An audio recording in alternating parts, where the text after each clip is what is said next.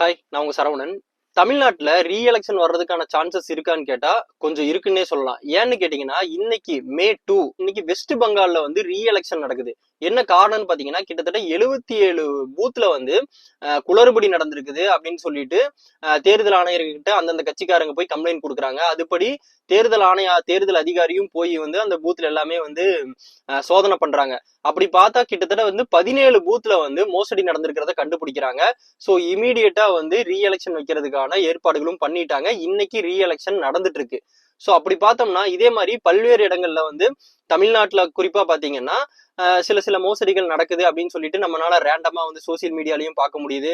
So வந்து சில பேர் வந்து ஓட் மிஷின் வச்சிருக்கிற இடத்துலயே வந்து சில பேர் வந்து இருந்திருக்காங்க அப்படின்னு மாதிரி சிசிடிவி ஆதாரங்கள்லாம் வந்து வெளியாயிட்டு இருக்கு.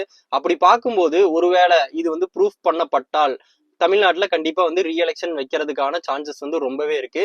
ஸோ இது சம்பந்தமா பாத்தீங்கன்னா அந்தந்த கட்சிக்காரங்க ஒவ்வொரு பூத்லயுமே, அதாவது அந்த ஓட்டிங் மிஷின் வச்சிருக்க பூத்ல எல்லாமே பாத்தீங்கன்னா தீவிரமா வந்து கண்காணிச்சிட்டு இருக்காங்க. ஒருவேளை வேற ஏதாவது தமிழ்நாட்டுல வந்து குளறுபடி நடந்தால் ரீஎலெக்ஷன் கண்டிப்பா வர்றதுக்கான சான்சஸ் நிறையவே இருக்கு.